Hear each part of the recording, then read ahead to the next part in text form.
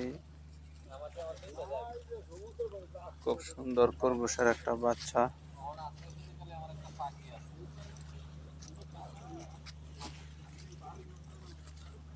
খুব নাইস। এগুলা দেখতে পারবেন সবকিছুই, কিন্তু এগুলা ধরা যাবে না, ধরলে প্রবলেম। রিটার্ন টিকেট, যে যে দেশে থাকবেন সেই দেশে। তাই এগুলা ধরা খুব মানা। এখানে যত পশু পাখি আছে সবগুলাকেই দূর থেকে দেখতে পারবেন, ছুঁতে পারবেন না, ধরতে পারবেন না। সবচেয়ে বড় কথা হলো